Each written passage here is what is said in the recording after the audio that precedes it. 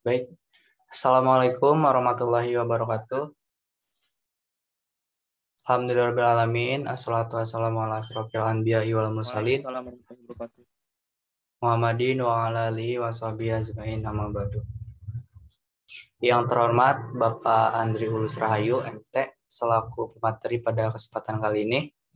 Yang saya banggakan peserta ngobrol perkara elektro. Sebelum kita masuk ke acaranya, izinkan saya untuk memperkenalkan diri terlebih dahulu. Nama saya Aja Sudrajat dari Angkatan 2020. Yang mana pada kesempatan kali ini menjadi moderator untuk acara ngobrol perkara elektro.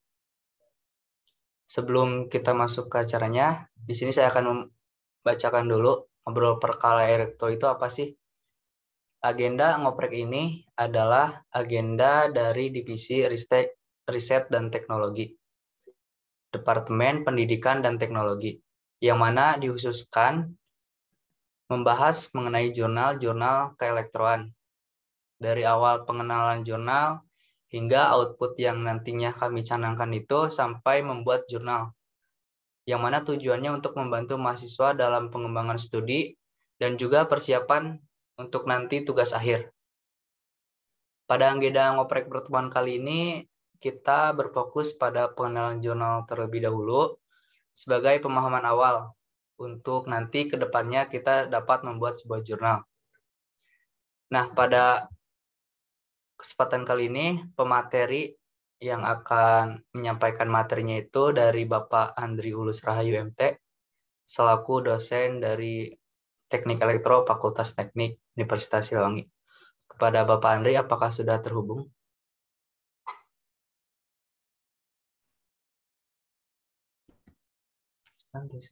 Ya, sudah. Mohon maaf Pak, sebenarnya terkendala sinyal. Di saya juga ini putus-putus, kayaknya koneksi saya ya. Ya, di sini juga sama Pak, sinyalnya sedang tidak bagus. Gimana Pak untuk Ya, materi silakan. apakah sudah siap? Langsung dimulai saja. Oke, baik Pak. Sudah Pak?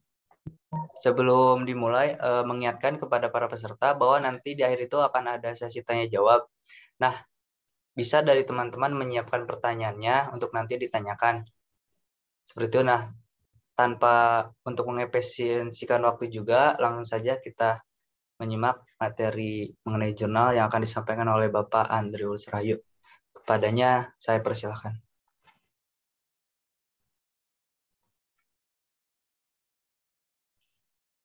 Baik, terima kasih Ajat ya sebagai moderator. Saya mulai. Assalamualaikum warahmatullahi wabarakatuh. Waalaikumsalam warahmatullahi Waalaikumsalam wabarakatuh. Yang saya hormati Ketua Himpunan ya, juga Ketua Pelaksana di acara ini. Alhamdulillah pada kesempatan ini kita bisa berkumpul bersama meskipun secara online, ya tadinya mau secara offline tapi ya banyak kendala, mungkin di jadwal yang kurang pas aja sih. Ya saya harap mudah-mudahan kita inti dari materinya bisa sama-sama tersampaikan. Izin menampilkan dulu materinya.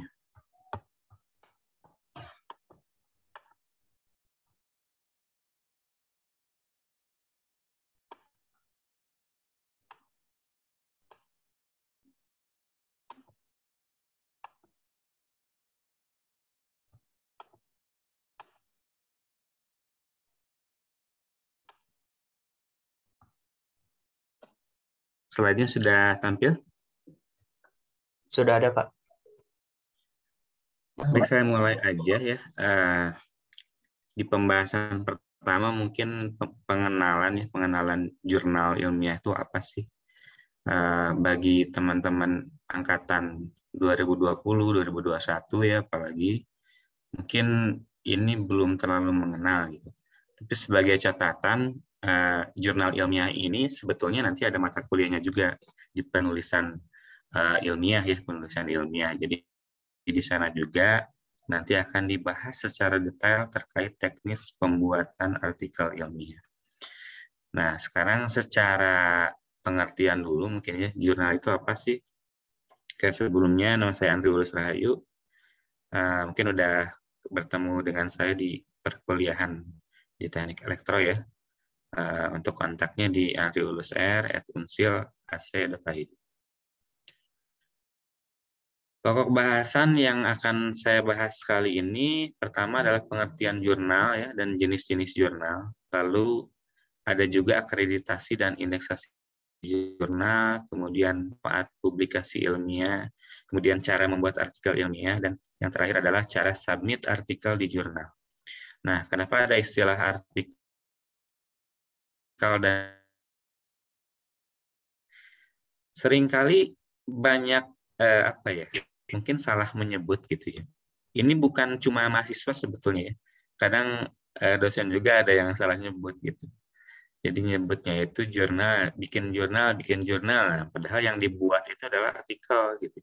Yang kita buat itu adalah artikel ilmiah, bukan jurnal ilmiah. Karena jurnalnya itu sendiri merupakan salah satu bentuk media publikasinya. Media publikasi karya tulis ilmiah ya. Jadi kalau kita bicara tentang jurnal ilmiah, artinya dia medianya, itu tempat publikasi, bukan artikelnya, bukan tulisan per orangnya gitu. Jadi lebih ke kumpulan ya, kumpulan artikel yang diterbitkan sebuah pengelola jurnal, jurnal ilmiah, yaitu namanya jurnal. Tempat kita mempublikasikan artikel itu disebut jurnal.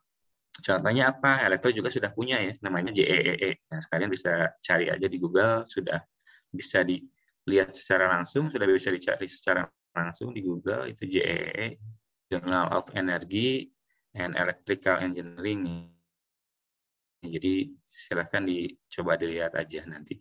Karena nanti ya di akhir perkuliahan kalian, saat nanti sudah melaksanakan TA, kalian diwajibkan untuk submit artikel ya.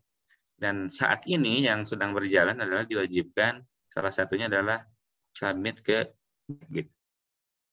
Saya sudah berkoordinasi dengan jurusan agar mahasiswa diusahakan untuk submit di JEE.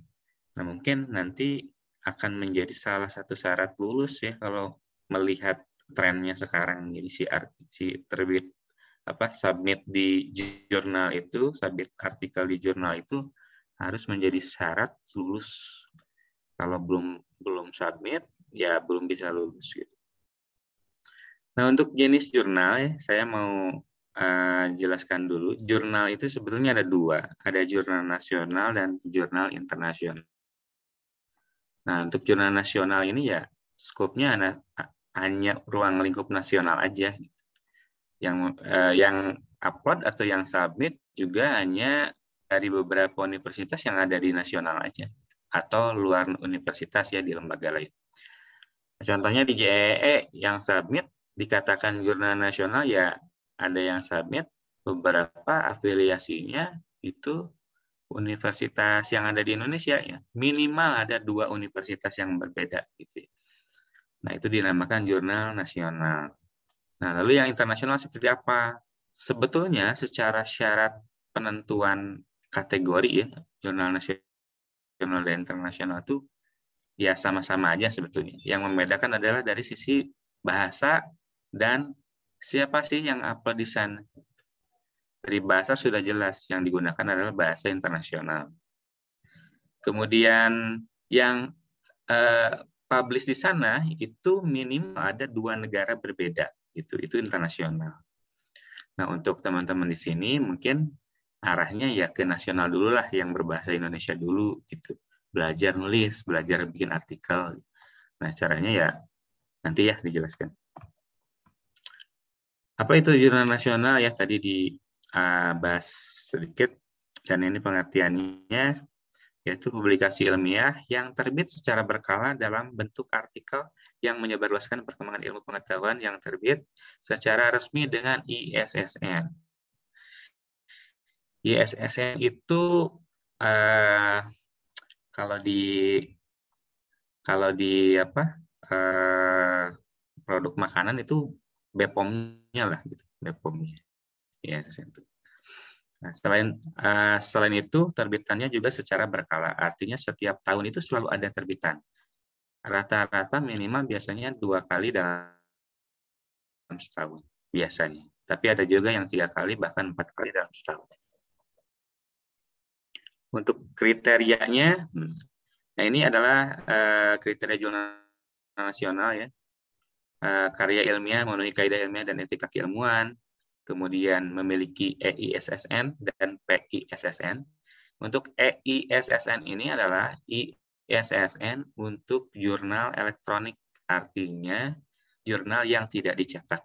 Sementara untuk yang PISSN ini adalah ISSN untuk versi cetaknya, versi cetak dari jurnal. Perlu kalian ketahui, dulu itu jurnal itu mayoritas justru dicetak, gitu, bukan seperti sekarang banyaknya secara e-jurnal ya, secara online gitu. Tapi dulu itu banyaknya dicetak gitu si jurnalnya itu, makanya ada PISSN. Tapi sekarang trennya sudah lebih ke arah digital, banyaknya adalah jurnal-jurnal elektronik gitu. Kemudian memiliki terbitan jelas ya, bertujuan untuk menampung atau mengkomunikasikan dari hasil-hasil penelitian ilmiah, ditujukan kepada masyarakat ilmiah, kemudian diterbitkan oleh lembaga terpercaya. Nah, di sini. Jadi kita juga harus memperhatikan jurnal. Kalau kita mau submit artikel di sebuah jurnal, kita harus memperhatikan ini pengelolanya dari mana nih, gitu. Lembaga mana?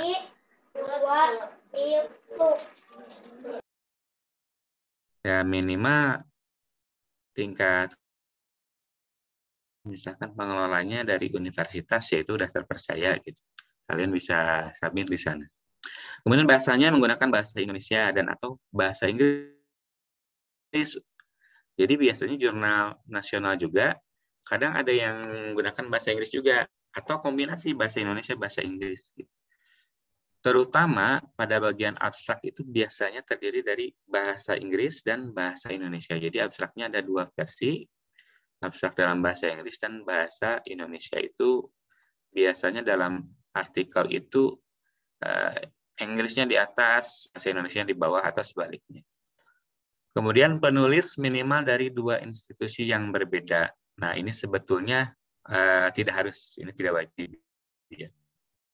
Atau mungkin di sini maksudnya adalah dalam jurnal tersebut minimal ada 2 autor atau penulis yang berbeda institusinya. Jadi misalkan JEE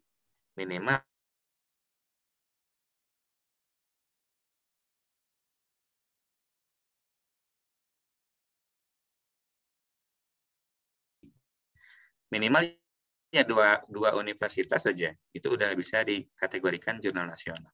Kemudian memiliki dewan redaksi atau editor minimal 2 institusi yang berbeda. Nah, untuk editor dan redaksi ini di sini maksudnya adalah pengelola dan reviewer. Jadi reviewernya jangan hanya di satu instansi aja gitu.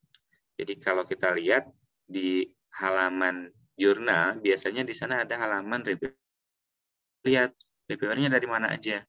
Nah, kalau misalkan sudah minimal dari 2 kampus yang berbeda, nah itu sudah masuk kategori jurnal nasional. Selanjutnya jurnal internasional, yaitu forum yang diakui secara internasional. Secara umum, jurnal internasional memiliki persyaratan untuk menunjukkan bahwa jurnal internasional. Kurang lebih sama sebetulnya ya kriterianya. Yang digarisbawahi adalah di sini ya, diindeks oleh banyak lembaga pengindeks. Nah, lembaga pengindeks ini adalah lembaga yang menjamin bahwa jurnal tersebut terpercaya gitu. Dan lembaga pengindeksnya ini banyak dari luar ya dari luar. Kemudian ini nih bahasa ya. Bahasanya ini dalam bahasa resmi internasional resmi ya yang dikeluarkan oleh PBB, yang disepakati dalam PBB, yaitu Inggris, Rusia, Cina, Arab, Spanyol, dan Prancis. Jadi bukan cuma berbahasa Inggris saja jurnal internasional itu, ada juga jurnal nasional yang berbahasa Rusia, Cina, Arab, Spanyol, dan Prancis. Nah, kalau jurnal nasional ya contohnya ya di Malaysia pun ada jurnal nasional pakainya bahasa Melayu gitu. Di Korea misalnya, di Korea juga ada jurnal nasional Korea. Mereka pakai bahasa Korea, tapi nggak masuk ke jurnal internasional kategorinya gitu. Kemudian dewan redaksinya harus bahasa setidaknya 4 negara berbeda. Nah, minimal kalau dia si jurnal tersebut mendeklarasikan sebagai jurnal internasional, kalian bisa lihat reviewernya dari berbagai macam negara enggak gitu. Kalau reviewernya hanya dari satu negara, itu patut dipertanyakan. Kemudian artikel ilmiah bernomor harus dari minimal 2 negara berbeda. Artinya dalam satu terbitan volume jurnal itu, jadi kan si jurnal itu ada volumenya, ada nomornya. Volume 1, nomor 1 itu per edisi namanya. Jadi setiap edisinya itu minimal ada 2 negara yang berbeda yang submit di sana, yang publish di sana. Kalau tadi yang nasional kan ada minimal 2 kampus berbeda misalkan. Itu baru nasional. Nah, ini untuk internasional minimal ada 2 negara berbeda yang publish setiap terbitannya. Kemudian terindeks di database internasional berdasarkan pertimbangan dikti. Nah, tadi kan ada 2 kategori ya, kategori nasional dan internasional. Jadi ada namanya indeksasi dan akreditasi. Sama di kampus ya, jurnal juga diakreditasi gitu. Ada yang terakreditasi, ada yang belum. Yang lebih baik yang mana? Ya jelas yang terakreditasi gitu. Nah, untuk jurnal nasional di sini ada beberapa lembaga yang melakukan atau bisa kita ajukan untuk review akreditasinya. Ya, salah satunya lembaganya adalah IPI dan ISDJ dan lain-lainnya. Nah, untuk di Indonesia ya, untuk patokan itu akreditasinya yang resmi diakui oleh Kemdikbud dan digunakan di dunia pendidikan itu akreditasinya adalah Sinta. Sinta ini ada Sinta 6, Sinta 5, sampai Sinta 1. Yang paling bagus yang mana? Yang Sinta 1. Jadi di halaman jurnal, kalau kalian nyari jurnal-jurnal elektronik ya, pengelolanya misalkan contohnya JEE. Kalau JEE sudah diakreditasi Sinta, pasti di halamannya itu ada keterangannya gitu. Sinta berapa misalkan. Nah, kalau jurnalnya belum ada keterangan Sintanya, artinya jurnal tersebut belum diakreditasi. Kemungkinan besar belum diakreditasi. Atau kalian bisa memastikan langsung untuk akreditasinya itu ke halaman sinta.kemdikbud ya. Jadi silahkan cari aja di Google. Jadi Sinta Kemdikbud. Itu nanti akan keluar halaman Sinta. Kalian bisa browse untuk nama jurnalnya, apakah sudah ada atau belum, itu nanti akan muncul. Nah, level tertinggi lainnya ya, setelah Sinta atau level untuk indeksasi ya. Jadi setelah akreditasi nanti tahap selanjutnya biasanya jurnal-jurnal nasional ingin melakukan pengembangan lagi gitu. Nah, pengembangannya adalah akreditasi atau indeksasi internasional. Artinya dia ingin mengakui internasional. Nah, biasanya lembaga indeksasi internasional itu ada beberapa, ada banyak ya. Contohnya ada Google Scholar, ada DOAJ, ada Progress, kemudian ada Scopus, kemudian ada Thomson. Nah, untuk minimal di jurnal nasional itu biasanya Google Scholar. Nah, Google Scholar itu biasanya ada. Kalau belum ada di Google Scholar, saya rasa agak dihindari lah untuk submit di sana gitu. Jadi usahakan yang minimal itu udah ada di Google Scholar dulu. Kalau AJ dan seterusnya ini tahap selanjutnya. Ya intinya semakin ke bawah itu semakin terpercaya gitu jurnalnya. Dan reputasinya semakin bagus. Nah untuk urutan indeksasi jurnal di Indonesia itu biasanya si pengelola itu mendaftarkan dulu ke portal Garuda ya. Jadi kalau kalian buka ID portal garuda.org, kalian bisa lihat jurnal-jurnal yang sudah terdaftar di portal Garuda ini. Jadi bisa dicek apakah jurnalnya sudah terdaftar apa belum. Kemudian langkah selanjutnya biasa terdaftar oleh Google Scholar. Baru ke Dewa AJ, Scopus, dan Tamsa.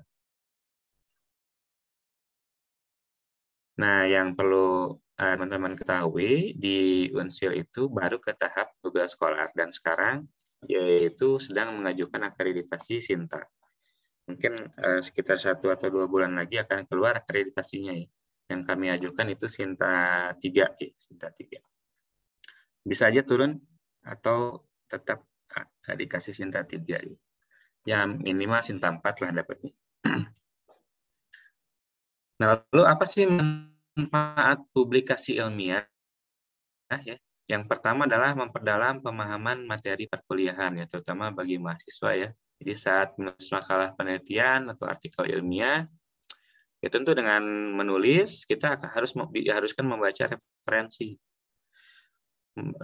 referensi terkait apa sih yang akan kita tulis. Kemudian ya secara tidak langsung dengan membaca kita akan memperdalam pemahaman khususnya di bidang apa yang akan kita tulis. Kemudian untuk latih siapan tugas akhir, seperti yang saya jelaskan sebelumnya, jadi artikel ini nantinya akan menjadi salah satu syarat sidang gitu ya, atau syarat lulus. Jadi buat teman-teman ya harus mulai tahu dan mulai terbiasa untuk membuat artikel ilmiah. Selanjutnya untuk portofolio ya. Nah di portofolio di sini bagi orang-orang yang hobi menulis ya, maka ini akan terrecord di Google Scholar minimal ya di Google Scholar. Nah, jadi portofolio buat dia gitu ya. Misalkan dia akan melanjutkan karir di bidang pendidikan ya sebagai dosen atau pengajar, itu akan sangat bermanfaat karena track record-nya itu akan menjadi poin tersendiri. Kemudian salah satu syarat wajib bagi seorang yang akan menjadi seorang akademisi atau dosen, sebetulnya tidak semua kampus mewajibkan calon dosennya untuk memiliki publikasi artikel. Tapi ada banyak kampus juga yang menjadikan publikasi artikel ilmiah ini sebagai syarat untuk menjadi seorang dosen. Dan yang terakhir adalah jalan untuk menjadi profesor bagi nanti yang melanjutkan kuliah, ya. Kemudian akan menjadi akademisi di universitas. Salah satu atau satu-satunya jalan menjadi profesor ya kita harus punya terbitan di jurnal internasional ya yang terindeks Scopus minimal. Nah, lalu bagaimana langkah submit artikel? Ya. Jadi untuk submit artikel itu langkah pertama ya kita harus punya artikel ilmiahnya dulu. Gitu. Bikin dulu artikelnya ya. Nah, untuk bikin artikel ilmiah di sini wajib karya ilmiah yang original dan bukan plagiat. Karena setiap pengelola jurnal ya, setiap pengelola jurnal itu memiliki tools untuk menilai artikel tersebut apakah plagiat atau tidak. Di kami sendiri di JEE itu menggunakan Turnitin. Jadi seberapa besar sih tingkat kemiripan atau similarity-nya? Kalau misalkan di atas 20% itu biasanya oleh pengelola jurnal gitu. Jadi yang bagus itu di bawah 20% lah kemiripannya. Kemiripan di sini adalah kemiripan dengan tulisan-tulisan lain yang sudah dipublish. Kemudian mengikuti template dari tempat publikasi jurnal. Kalau ada pertanyaan, Pak, sistematika penulisan Ya tergantung kamu mau submit di mana gitu. Karena setiap pengelola jurnal itu memiliki template masing-masing. Jadi setelah kita punya artikelnya, kita cari dulu ininya apa, jurnalnya. Mau disubmit di mana sih? Kalau kita udah tahu mau disubmit di jurnal A, maka kita download dulu template-nya. Baru kita sesuaikan artikel yang sudah kita buat tadi, masukkan ke template yang dimiliki oleh jurnal tersebut. Kemudian submit jurnal harus sesuai dengan bidang ilmu. Nah ini ya, jadi si kontennya itu harus sesuai. Jadi kita kalau background-nya orang elektro ya yang berelektro gitu. Kemudian disubmit ke jurnal yang berhubungan dengan elektro juga. Gitu. Karena kan jurnal itu banyak ya bidangnya. Jadi kalau kita nulis bidang elektro disubmit ke jurnal yang topiknya bidang kesehatan ya jelas tidak akan diterima. Gitu. Kemudian mengambil topik terkini. Nah ini juga penting ya. Jadi kalau topiknya dirasa sudah kadaluarsa ya, sudah terlalu banyak orang yang meneliti dan apalagi yang kita tulis itu sudah banyak yang publish, ya jelas itu kemungkinan besar akan ditolak gitu oleh pengelola. Lalu bagaimana untuk mengetahui topik itu terkini atau tidak? Ya kuncinya membaca artikel yang sekarang banyak dipublish di jurnal nasional misalkan, yang berhubungan dengan elektro atau lebih spesifik misalkan berhubungan dengan kontrol. Apa sih yang sekarang lagi banyak dipublish? Nah, di sana kita bisa narik kesimpulan tuh. Berarti sekarang yang lagi in apa, yang lagi rame apa. Itu salah satu cara untuk mengambil topik terkini. Gitu. Nah, sekarang kita masuk ke cara membuat artikel ilmiah. Oke, di sini ada biasanya setiap pengelola jurnal itu memiliki author guideline ya. Jadi aturan-aturan naskah yang harus dipenuhi oleh penulis sebelum melakukan proses submisi, proses upload ya, proses submit. Jadi kalian baca dulu gitu ya aturan-aturannya. Kemudian si aturan ini biasanya terdiri dari dua komponen, biasanya aturan secara tata tulis dan secara substansi. Nah, untuk aturan tata tulis ini biasanya mereka buat dalam bentuk template. Jadi kalian harus sesuai template. Sebagus apapun konten kalian,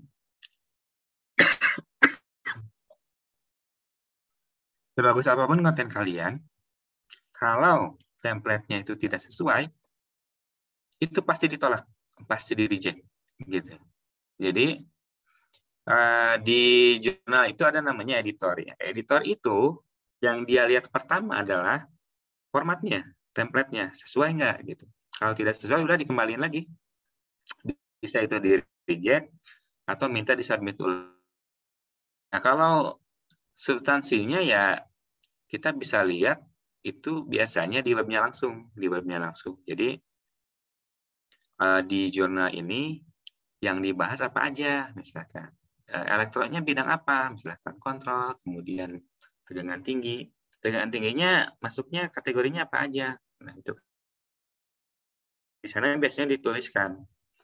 Nah, kira-kira tulisan kita ini masuk nggak ke sana gitu. Kalau kira-kira masuk ya kita bisa masukkan di sana. Tapi kalau sekiranya elektroniknya khusus dikontrol misalkan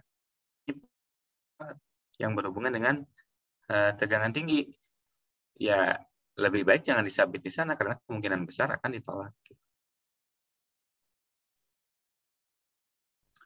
Nah, ini salah satu halaman dari contoh halaman dari jurnal ya, halaman dari jurnal elektronik di mana kita bisa langsung akses di halaman webnya. Nah, contohnya di sini ada namanya author guideline ya di sini. Guideline-nya bisa kita download di sini. Kita bisa baca aturan-aturannya seperti apa. bidangnya apa aja yang dipublish di sini, itu ada di sana. Atau misalkan ada yang dituliskannya langsung di webnya tanpa harus ngedownload. Biasanya banyak juga yang seperti itu. Nah, untuk template itu biasanya disediakan ya dalam bentuk file Microsoft Word. Nah, template ini pakai untuk memindahkan artikel yang sudah ada ke template tersebut. Jadi biasanya itu kalau mau submit artikel, template-nya saya download, di copy paste ke template-nya langsung agar benar-benar sesuai dengan template-nya. Nah, itu untuk guideline-nya ya. Nah, lalu substansi artikelnya dari isi ya, maksud substansi artikel di sini adalah isi artikelnya apa aja. Biasanya isi artikel dari setiap jurnal itu terdiri dari judul, kemudian abstrak, pendahuluan, metode penelitian, kemudian hasil dan pembahasan. Lalu diakhiri dengan kesimpulan dan daftar pustaka. Saya rasa semua jurnal memiliki ini atau lebih, tapi minimal ada ini ke 7 komponen ini. Biasanya ada juga yang menambahkan dengan biografi penulis, gitu ya, ucapan terima kasih. Nah itu kan kita sesuaikan aja lah. Kalau di template-nya ada ya kita tuliskan, kalau tidak ada ya tidak usah. Intinya sesuai dengan template. Tapi minimal ke-7 komponen ini biasanya selalu ada di template. Jadi pertama judul, abstrak, pendahuluan, metode penelitian, hasil dan pembahasan. Nah, banyak yang menulis artikel itu copy paste dari laporan penelitian ke template. Nah, itu salah gitu ya. Karena artikel ilmiah dengan laporan itu berbeda. Jadi di pendahuluan ini, pendahuluannya artikel dengan pendahuluan laporan itu beda. Gitu. Jadi jangan di copy paste, tapi kalian ambil poin-poin yang ada di laporan penelitian, laporan TA, sesuaikan dengan kebutuhan isian artikel. Pertama judul ya, judul itu harus ringkas dan efektif dan mencerminkan substansi artikelnya. Tidak boleh terlalu panjang ya, maksimal. Ada yang ya tergantung di template biasanya ada dituliskan ya. Ada kebanyakan di template itu maksimalnya 12 kata gitu. Ada yang 20 kata, ada yang 12 kata biasanya maksimalnya. Itu tergantung template-nya. Jadi kalau kita dapat template yang maksimalnya 12 kata, ya jangan maksain 13. Karena satu aja lebih udah di-reject gitu sama editor. Kemudian kurangi penggunaan kata sambung pada judul seperti kata pada, di, dengan menggunakan, nah itu hindari. Contohnya misalkan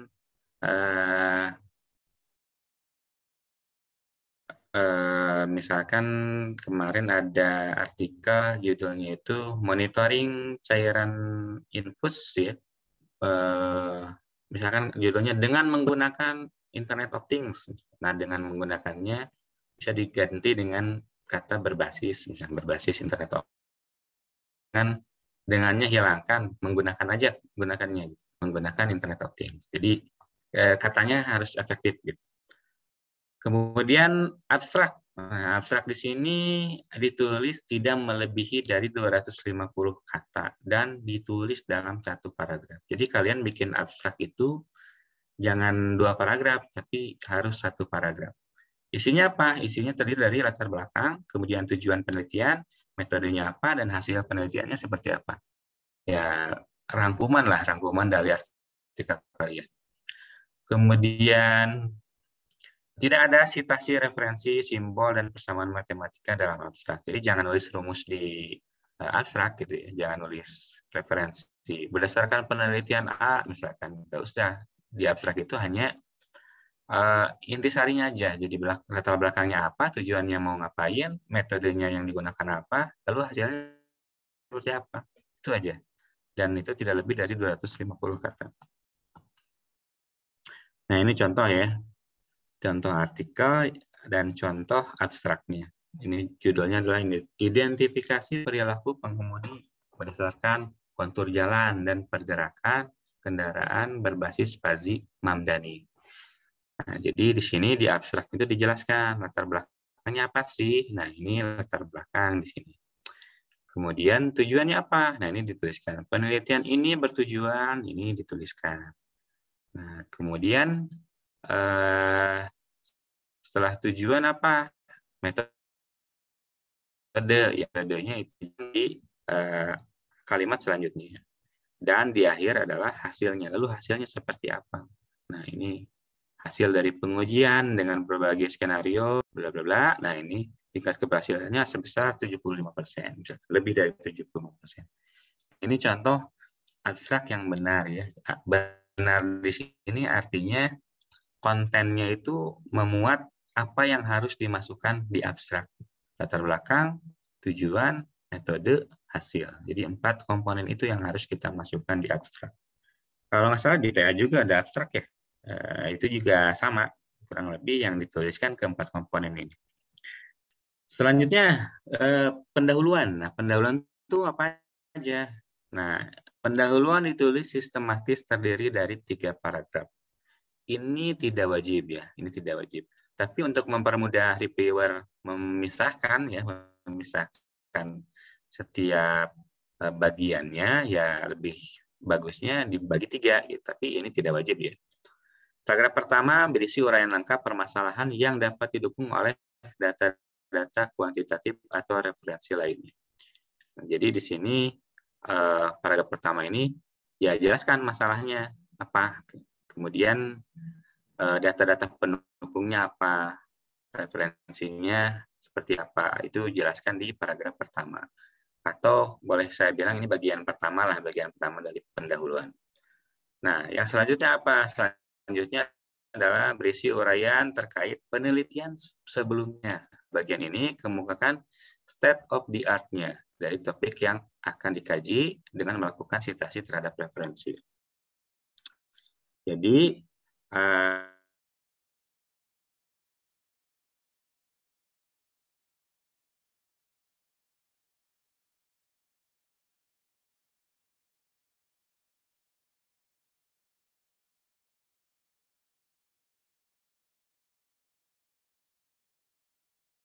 pakai apa gitu.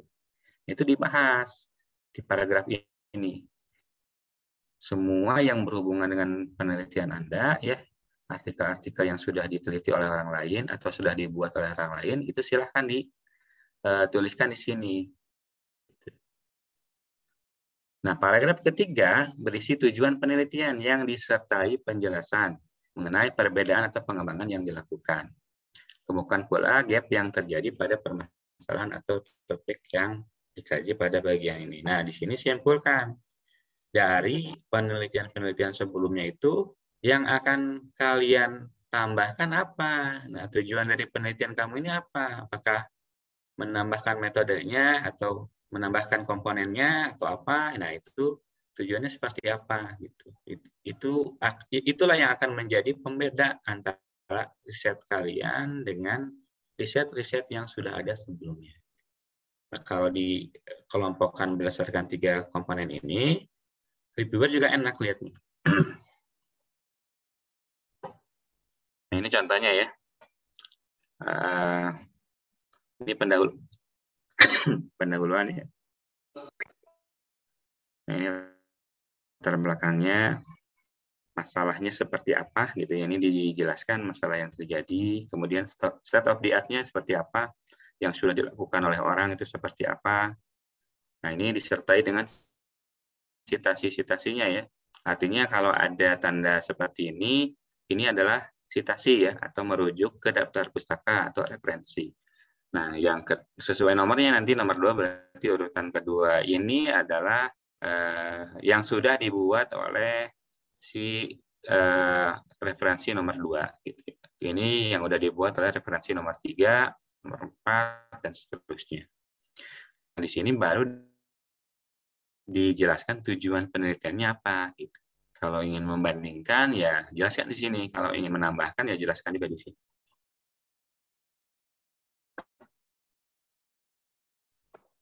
Selanjutnya, bagian selanjutnya adalah metode penelitian ya. Metode penelitian di sini berisi tahapan penelitian, kemudian metode analisis datanya seperti apa, proses perancangannya seperti apa. Ya ini disesuaikan dengan apa yang kalian buat. Kalau bikin alat ya bikin perancangan alat dan lain-lain. Kemudian pada bagian ini sebaiknya digambarkan tahapan dalam bentuk flowchart maupun block diagram. Jadi jika ada sistem yang akan kalian buat, ya bikinlah flowchart sistemnya. Jika ada program yang akan kalian buat, bikin juga flowchart programnya. Sertakan di metode penelitian ini. Kemudian, jika ada rumus atau persamaan matematis, juga disertakan di bagian ini. Biasanya ada metode yang menggunakan rumus dari siapa, misalkan. Nah, itu silakan dituliskan di metode, di metode penelitian. Dan selanjutnya adalah hasil dan pembahasan. Nah, ini adalah berupa hasil dari penelitian kalian. Berisi implementasi sistemnya, jika membuat sistem ya pengujian sistemnya seperti apa, output-nya seperti apa, ya intinya berhubungan dengan hasil ya. Jika ada lengkapi dengan foto dan gambar, ini lebih bagus ya. Kemudian hasil penelitian harus yang diuraikan sebelumnya. Itu tadi. Kalau tujuannya di awal itu membandingkan dua metode yang sudah dilakukan atau sudah diteliti oleh peneliti sebelumnya, ya di akhir ya kalian harus bikin pembandingan antara kedua metode itu. Kalau tujuannya mencari mana yang lebih baik, ya kesimpulannya nanti harus berupa keputusan ya. Menurut kalian itu mana yang lebih baik? Jadi kesimpulan ini dibuat satu paragraf dan menjawab apa yang menjadi tujuan penelitian. Saya lihat kalau di TA itu banyaknya kesimpulan itu berupa poin, gitu, berupa poin. Kesimpulannya ada poin A, poin 1, 2, 3 dan seterusnya. Tapi di artikel ilmiah kesimpulan itu harus dibuat dalam satu paragraf. Pada bagian akhir kesimpulan tuliskan saran pengembangan atau rencana penelitian selanjutnya terkait topik yang dikaji. Ya, ini kalau di laporan TA itu ya saran ya. Jadi saran untuk peneliti selanjutnya terkait topik yang kita bahas, yang kita tulis, itu kira-kira mana sih yang harus diperdalam lagi. Nah, itu silakan tulis di kesimpulan ini, jika ada ya. Oke, contohnya ini ada contoh gambar ya. Misalkan ini pembandingan ya, comparison. Jadi membandingkan dua metode misalkan. Jadi kita harus lihat di sini bisa ditampilkan perbedaannya gitu ya. Ini misalkan tiga metode yang berbeda, merah, kuning, hijau ya dan biru misalkan. Itu seperti apa sih perbedaannya? Lalu hasilnya seperti apa? Nah, itu dijelaskan, dipaparkan di hasil. Nah, ini kesimpulan yang tepat dalam sisi penulisan ya. Sisi penulisan artinya di sini kesimpulannya dibuat dalam bentuk paragraf, bukan dibuat dalam bentuk poin. Terakhir, referensi. Nah, referensi di sini ditulis sesuai format dengan style yang konsisten. Nah, stylenya di sini biasanya disebutkan di template masing-masing. Di template-nya sudah ada referensi juga, kita tinggal ganti aja referensinya pakai yang mana. Gunakan minimal 15-20 referensi dalam 5 tahun terakhir berupa jurnal maupun proceeding seminar. Ya ini enggak semua wajib seperti ini, tapi bagusnya ya memang seperti ini. Tapi kalaupun referensinya 10 tahun terakhir juga itu saya rasa tidak mengapa. Tapi itu maksimal ya, 10 tahun terakhir itu maksimal. Karena yang dinamakan mutakhir itu sebetulnya ya ini 5 tahun terakhir. Selanjutnya, referensi dari textbook, TA, skripsi, tesis, disertasi, itu usahakan tidak lebih dari 2 aja. Jadi kita ngambil sumber dari TA, ngambil sumber dari skripsi, itu jangan banyak-banyak. Perbanyak sumber dari artikel ilmiah, ya, dari jurnal-jurnal yang ada. Jadi kalau dari 15 itu ya, sumber dari skripsi atau textbook itu hanya 2 aja. Nggak bisa banyak, jangan banyak-banyak. Jadi yang paling banyak itu kalian berdasarkan dari karya ilmiah orang lain. Kemudian hindari yang tidak tercatat di sini, hindari sumber-sumber dari web yang tidak yang tidak terpercaya gitu ya. Ya contohnya dari blog ya. Dari blog kan banyaknya pendapat orang yang belum tentu bisa dipertanggungjawabkan.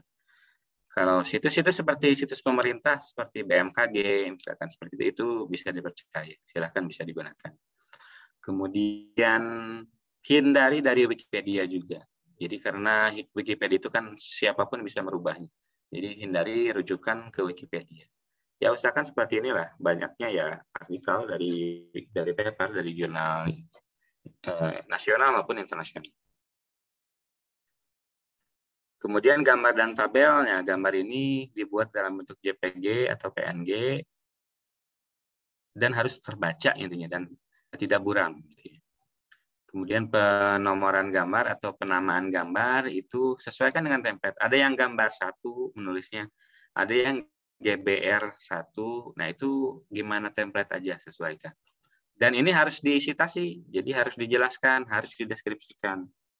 Gambar 1 ini harus dipanggil di dalam sebuah paragraf misalkan. Gambar 1 itu apa sih? Nah itu harus dijelaskan. Nah contohnya seperti ini. Ini ada resolusi, contoh resolusi yang kurang ya. Ini garisnya bergerigi.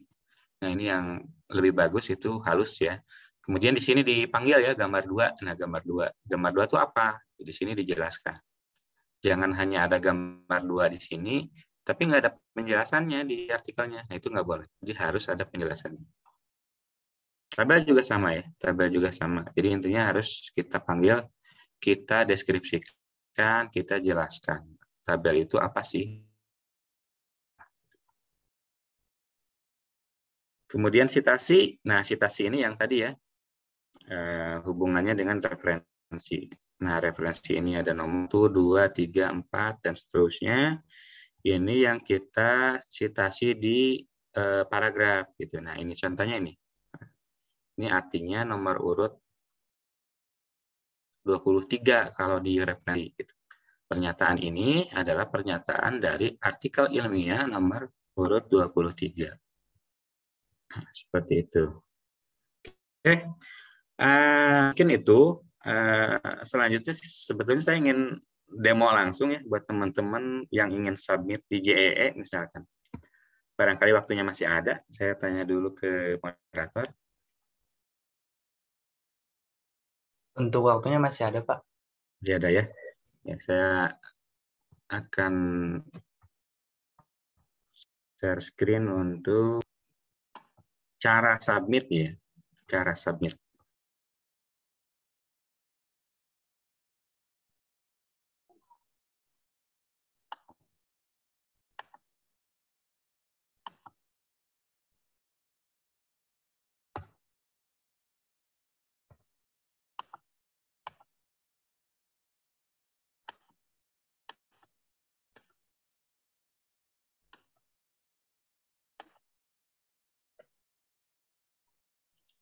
Sudah tampil halamannya? Sudah ada, Pak.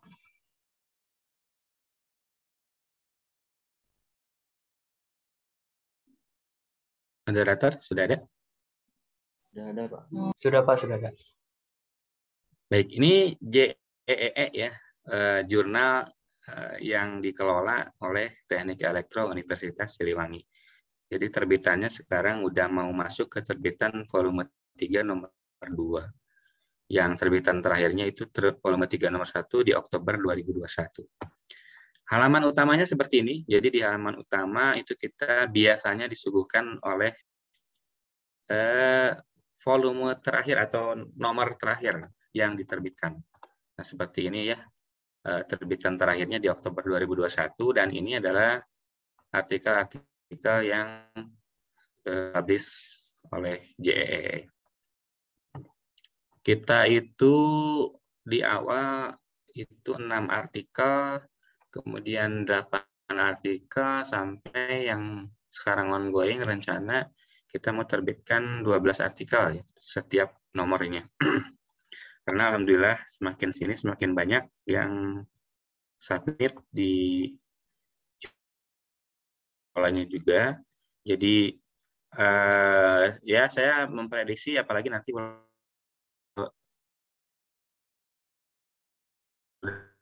keluar, kalau dari luar pun akan semakin banyak yang submit ya. Nah, yang tadi saya jelaskan di sini, nah kalau ini kan dijelaskan secara langsung ya topiknya. Nah, topiknya itu kebetulan kita sesuai kakak ya, sesuai kakak topiknya. Jadi elektronnya di 4 bidang kelompok keahlian yang ada. Kemudian untuk template-nya, nah ini template jurnalnya bisa kalian download langsung di halaman ini. Jadi kalau kita klik nanti bisa langsung di-download. Nah, untuk indeksasi tadi, kita baru terindeks Garuda, kemudian Dimension, Crossref, dan Google Scholar. Jadi inilah masih tahap middle, pertengahan. Nanti tahap selanjutnya setelah kita akreditasi turun, baru kita ngajuin ke DOAJ. Nah, langkahnya seperti apa sih kalau kita ingin submit? Pertama, kalau kita belum punya akun, ya seperti biasa lah. Kita bikin dulu akun.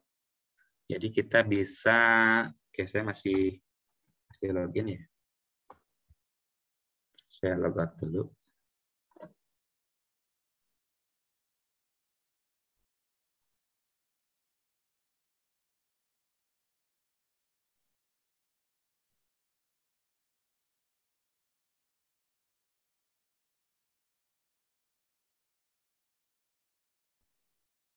Oke, ulang ya. Ini posisi belum ada akun. Jadi ada halaman login dan ada halaman register. Nah, kita pilih halaman register. Nah, jadi teman-teman nanti bikin akun dulu. Karena ini pasti bikin ya. Nah, mau sekarang atau nanti juga pasti bikin. Kalian biasanya sama pembimbing diarahkan untuk submit. Isinya apa di register ini? Ada username, dia standar lah ya. Middle name, first name, last name, gender. Afiliasi ini instansi atau lembaga yang tempat kalian sekarang berada ya, karena kita berada di lembaga pendidikan dan terutama di kampus yaitu Universitas Siliwangi, ya tulis saja Universitas Siliwangi di sini. Kemudian emailnya silahkan isi. Intinya yang ada tanda bintang itu wajib ya. Kalau yang tidak ada tanda bintang, tidak diisi pun tidak mengapa. Tapi bagusnya dilengkapi selengkap mungkin. Yang perlu diperhatikan, ya ini standar lah. Isiannya standar. Yang perlu diperhatikan ini, saat membuat akun, di sini ada pilihan register as, mau jadi apa kita? Mau jadi reader, mau jadi author, mau jadi reviewer. Nah, di sini kalian pilih yang author. Gitu ya. Mau author aja juga. Jadi author di sini ya kalian itu akan menjadi orang yang memberikan sumbangsi ya berupa artikel yang akan disubmit jurnal tersebut. Kalau reviewer ya kalian kalau ditugaskan atau disurati oleh pengelola jurnal diminta untuk menjadi reviewer, kalau bersedia berarti bikin akun sebagai ingin submit, kita bikin akunnya sebagai author. Kalau sudah dilengkapi semua, kita tinggal register aja.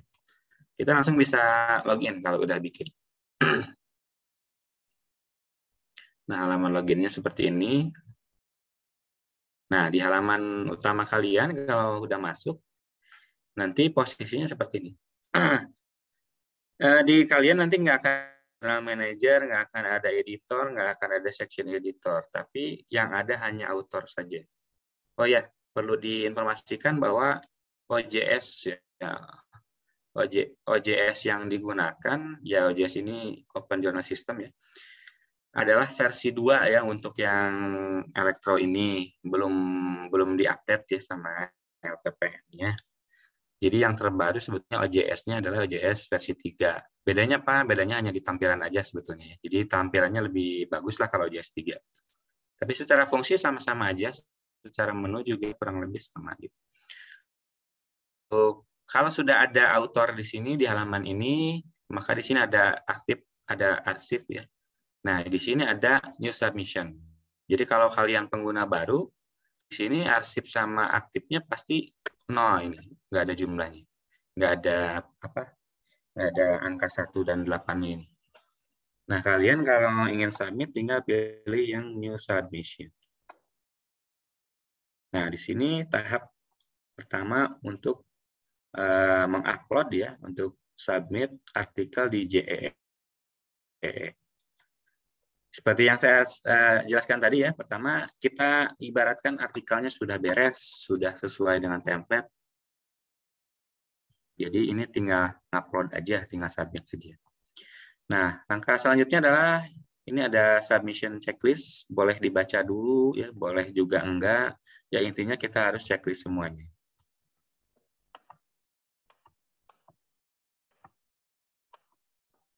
Nah, kemudian ini ada comment for the editor.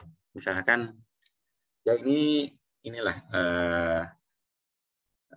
pengalaman aja. Misalkan saya kenal nih dengan editor sebuah jurnal tertentu, jurnal A.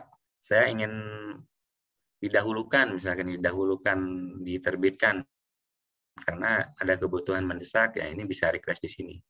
Ya keputusan kembali ada di tangan editor jurnal tersebut, mau mengakses atau tidak request kita ya itu terserah mereka gitu. Tapi di sini ada comment for the editor, ya bisa request, bisa apapun lah. Intinya kita bisa memberikan pesan kepada editor, pengelola dari jurnalnya. Nah, kalau sudah, kita pilih save ya, and continue. Nah, langkah selanjutnya di sini adalah uploading the submission. Jadi kita disuruh ngambil file artikel. Ya, contohnya salah satu aja yang ada di komputer saja. Nah, ini upload dulu. Setelah di-upload, ini akan ada file. Kemudian save and continue.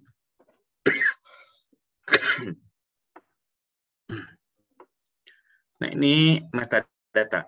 Nah, metadata di sini adalah tadi ya, biodata kalian, nama, kemudian afiliasi, dan lain-lain.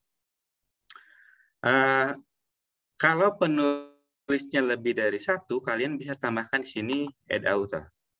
Nah, ini untuk penulis kedua. Namanya siapa, ini tulis. Kalau ada 3, ya tambahkan lagi penulis ketiganya siapa. Ada tuliskan judul ya, ini karena biar cepat. Ya, saya tulis aja tes. Karena ada bintang berarti kan wajib wajib diinput. Kemudian, nah kalau ini sebetulnya tidak diisi pun tidak apa-apa, tapi baiknya dilengkapi. Ini referensinya apa? Referensi ini tinggal copy paste aja, copy paste dari artikelnya. Jadi dari referensinya 15 tadi kalian copy paste ke sini. Abstrak juga sama, copy paste aja. Kemudian save and continue. Nah, kalau sudah kayak ada yang error. Oh ya, autornya ya. Autornya saya hapus dulu.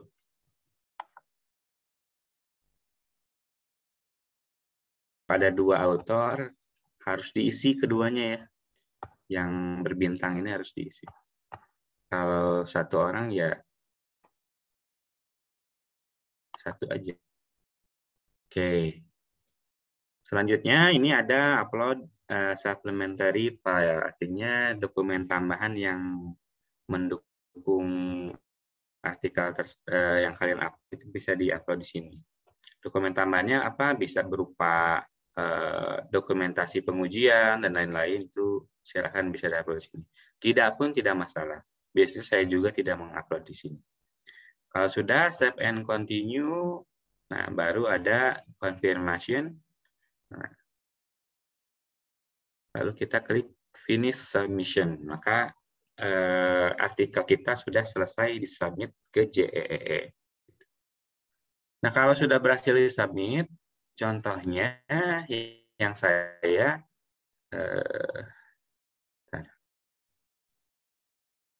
tadi di halaman user ya, nah di author ini kan, nah ini yang saya jadi ada 2 yang aktif nih, karena saya sebelumnya udah submit juga di. Kita bisa lihat, diklik aja yang aktifnya. Nah, ini yang baru tadi saya buat tadi ya, ada tes ini, yang akan ada di sini. Nah, ini ada tulisan incomplete karena tadi saya tidak klik, finish-nya tidak saya klik gitu. Nah, ini untuk ini aja lah, nyoba gitu ya. Nah, kalau yang diklik finish itu tampilannya, jadi statusnya apa di sini ada keterangannya. In review berarti sedang direview. Nah, ini kita bisa lihat, ini artikel saya. Nah, statusnya in review. Kita bisa ngecek di sini update artikel kita udah sejauh mana, apakah sudah di-review atau belum, gitu ya. Apakah ditolak atau tidak. Nah, nanti biasanya di sini ada keterangannya, reject atau accept, gitu ya. Dan juga akan ada email yang masuk ke kalian. Jadi terima di jurnal tersebut. Gitu. Alasannya apa, biasanya dijelaskan. Ya, seperti itu mungkin untuk demo submit artikel di jurnal JEE. Ya, mungkin selanjutnya kita ini aja lah, diskusi aja ya. Untuk materinya saya cukupkan sekian dulu aja. Saya kembalikan ke moderator. Baik Pak, terima kasih atas pemaparannya yang sangat jelas dan sampai ke JE juga cara uploadingnya gimana. Nah, untuk selanjutnya saya buka sesi tanya jawab kepada para peserta. Silakan langsung saja menyalakan mikrofonnya dan langsung bertanya. Apabila ada yang ditanyakan, silakan.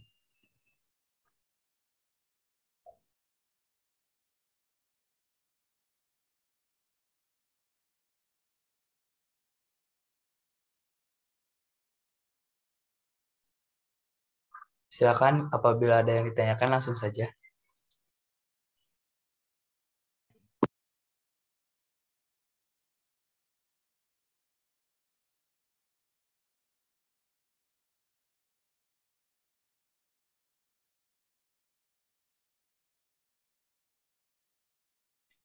Gimana dari para peserta? Apakah ada yang mau ditanyakan perihal tadi yang sudah dibahas?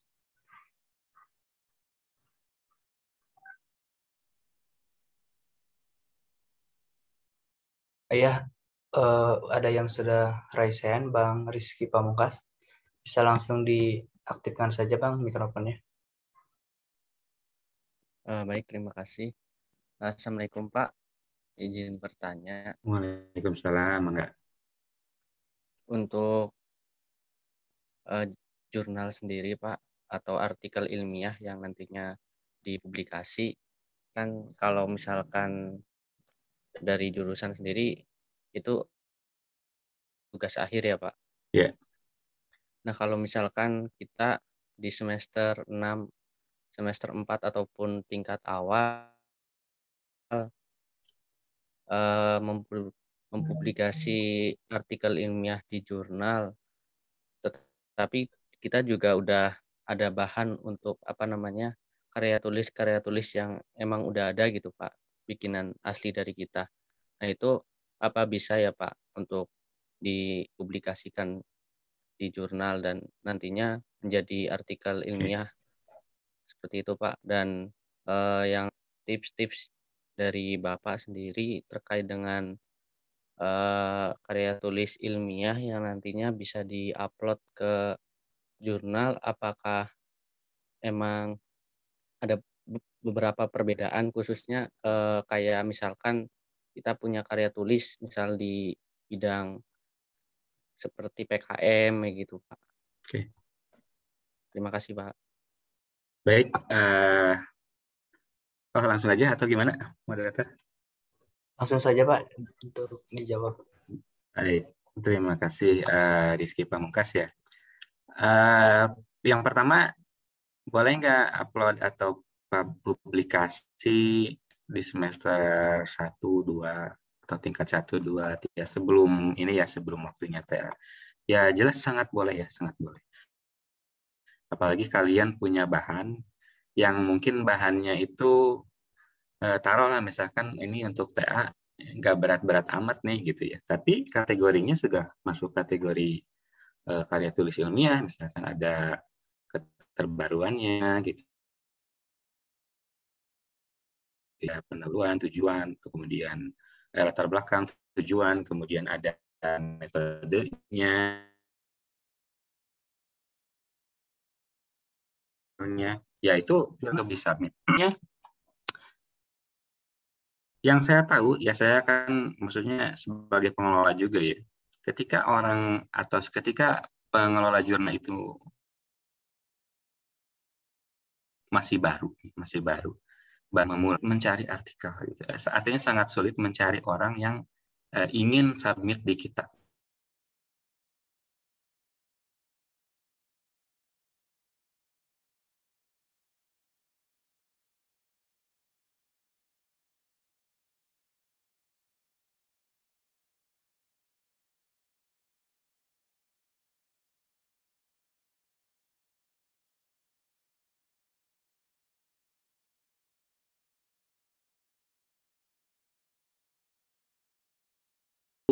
Uang untuk diterimanya lebih besar dibanding kita submit ke jurnal yang sudah terakreditasi.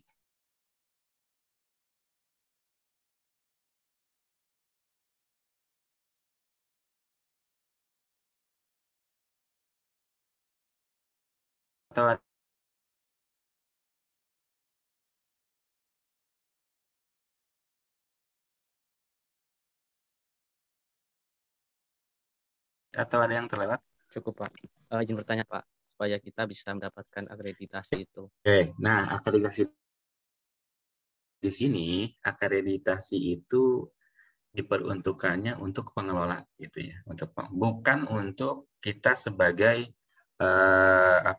autor atau pembuat karya ilmiah, tapi si akreditasi itu ditujukannya kepada pengelolanya. Jadi yang diakreditasi itu pengelolanya, bukan artikel kita. Nah, kita itu tidak usah akreditasi tersebut gitu. Tapi memang kalau memang ada target untuk ya sebetulnya akreditasi itu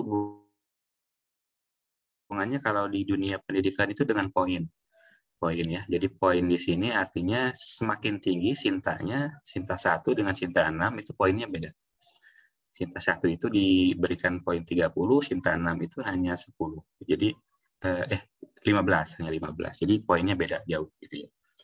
Jadi, kalau kita tidak punya target ke sana, ya udah carinya yang belum terakreditasi pun nggak masalah. Jadi intinya kayak gini, kayak kita mau masuk kampus. Nah, gimana ya saya mau masuk kampus nih, tapi pengen mudah nggak masuk kampusnya? Ya kamu nyari kampus yang terakreditasi A dengan akreditasi C, itu peluangnya pasti lebih besar yang akreditasi C gitu. Atau akreditasi BAN PT misalkan ya belum terakreditasi. Itu peluang kalian masuknya jauh lebih besar gitu. Sama halnya dengan artikel ilmiah gitu. Jadi peluang untuk masuknya itu lebih besar, diterimanya itu lebih besar kalau misalkan kita submit di level yang lebih rendah, dalam hal ini yang belum terakreditasi gitu. Tapi kalau pengen prestis, pengen ya ada yang dikejar, itu kan kembali lagi konsekuensinya. Kira-kira peluangnya semakin besar atau semakin kecil. Ya resikonya itu tadi ditolak gitu ya artikelnya kalau misalkan dinilai tidak layak lah untuk masuk di jurnal tersebut seperti itu. Ya sama kalian sebagai mahasiswa kalau misalkan pengen ke kampus favorit ya, 3 besar kampus favorit nasional misalkan ya ITB, UGM, UI gitu ya. Ya mungkin peluang ditolaknya juga jauh lebih besar gitu. Seperti itu. Ya sama halnya dengan artikel juga seperti itu. Itu ya Rizky ya. Jadi akreditasi ini melekatnya itu ke pengelola ya, bukan ke kita sebagai autor.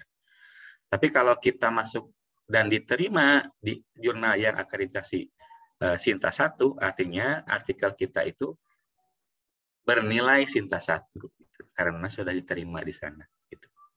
Seperti itu. Oh, baik, Pak. Oh iya, Pak, kan pas lagi dulu untuk PKM itu kalau nggak salah itu harus di RAB itu ada artikel processing cost atau publikasi jurnal ya Pak, untuk biayanya sendiri ada ya Pak. Nah itu gimana ya Pak?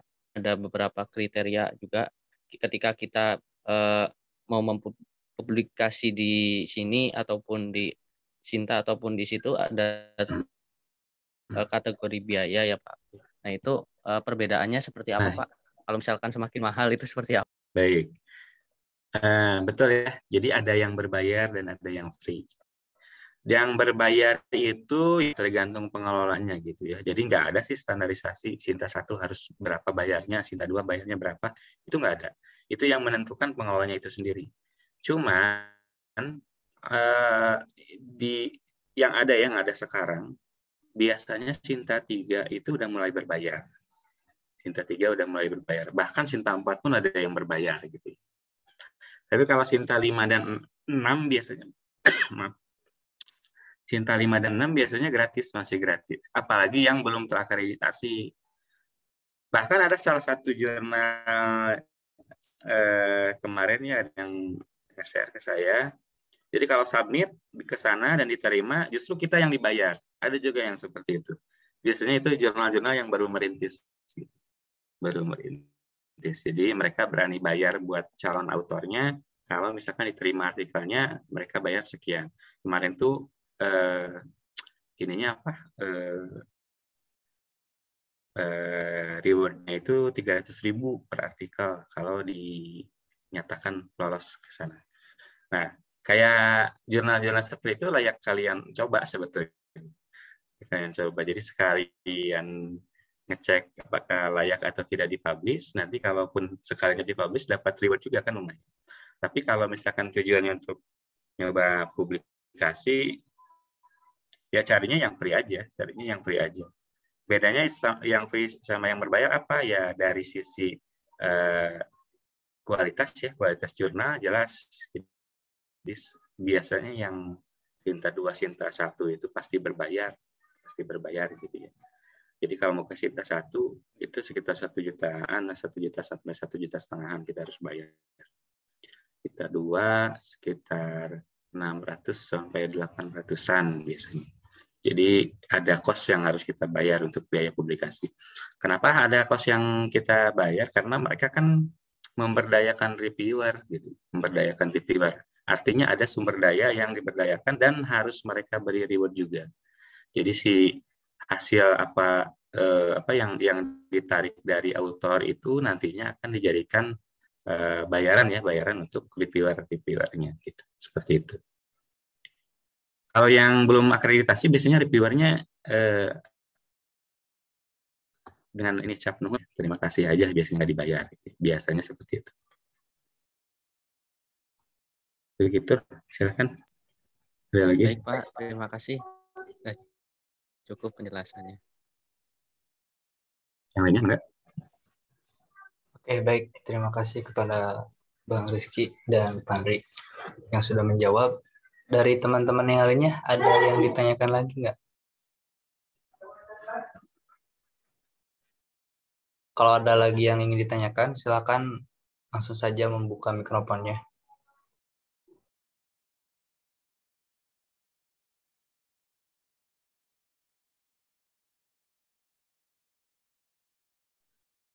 Oke, sudah ada yang raise hand dari Lutfi.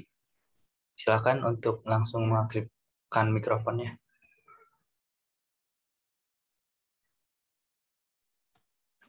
Baik, terima kasih sudah diberikan kesempatan untuk bertanya. Sebelumnya izin memperkenalkan diri dulu Pak. Saya Lutfi Fatan Alipi dari angkatan 2021. Izin menanyakan perihal tadi kan Bapak menyinggung bisa jadi akan dijadikan sebagai syarat kelulusan. Nah, untuk sekarang otomatis kan belum ya. Nah, mungkin untuk kami dari angkatan baru ya, angkatan 2021, untuk pembuatan jurnal itu apakah ada seperti bimbingan gitu untuk membuat jurnal dari tahun awal sekarang ini, atau emang kami harus membuat sendiri dengan inisiatif masing-masing? Terima kasih Pak. Ya, baik, langsung saya jawab aja ya.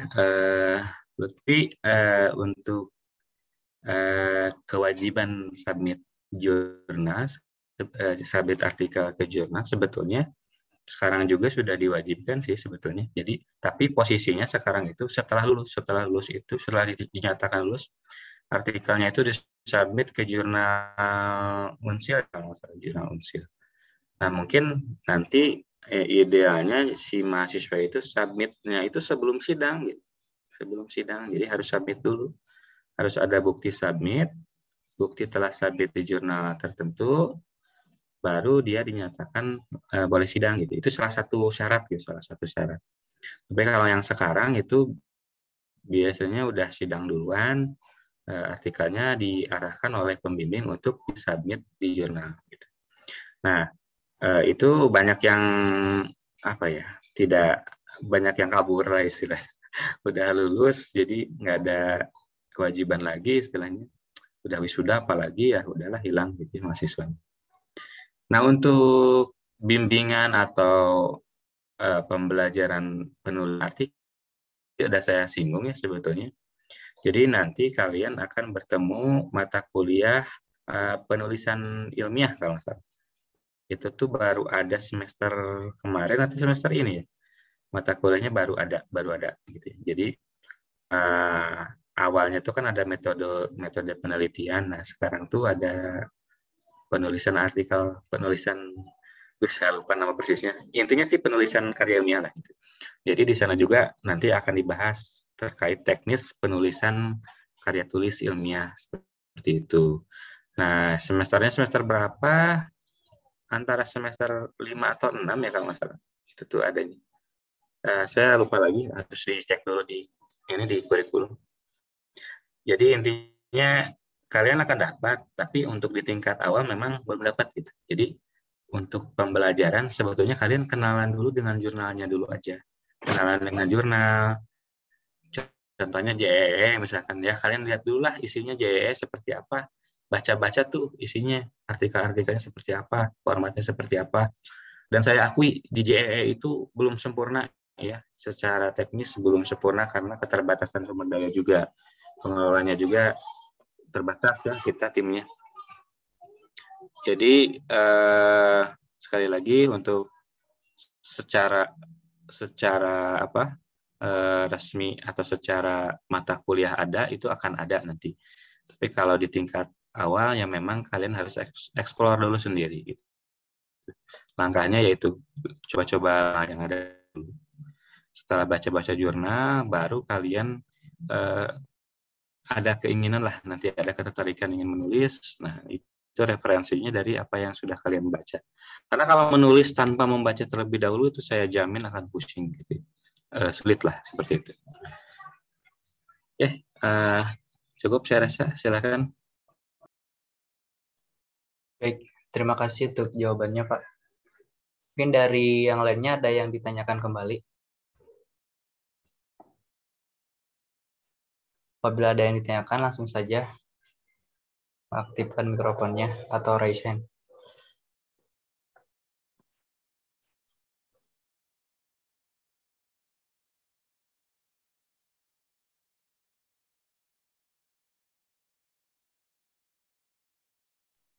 Sambil menunggu yang bertanya, saya ingin mengarahkan juga buat teman-teman tingkat 2 nanti di kegiatan PKM ya yang setiap tahun itu dilakukan juga ada skema karya ilmiah juga ya, karya tulis ilmiah. Jadi silahkan bagi yang ingin belajarnya sambil ikutan PKM, karena saya dengar salah satu syarat lulus juga adalah mahasiswa itu pernah terlibat dalam kegiatan PKM. Kalau pernah terlibat berarti minimal selama kalian kuliah di Unsil minimal satu kali harus pernah terlibat dalam kegiatan PKM. Nah, itu harus diperhatikan juga. Salah satu skemanya ada penulisan artikel. Nah, itu bisa pembelajarannya iya, kompetisinya iya, rewardnya juga ada. Jadi boleh dicoba. Dan ini keluar dikit dari tema ya, saya sangat menyayangkan teman-teman yang ikut PKM kemarin ada yang sudah lolos tahap universitas, tapi di akhir malah nggak disubmit ke Simbel Mawa. Itu sayang sekali. Padahal proses untuk lulus ke tingkat universitas pun itu panjang sekali dan butuh effort gitu ya. Saya sangat menyayangkan ada beberapa kelompok yang justru di akhir di Simbamawa telat upload gitu. Itu sangat sayang sekali. Itu begitu mungkin. Terima kasih moderator, silakan dilanjut lagi. Baik Pak, terima kasih. Gimana dari para peserta, apakah ada yang ditanyakan lagi?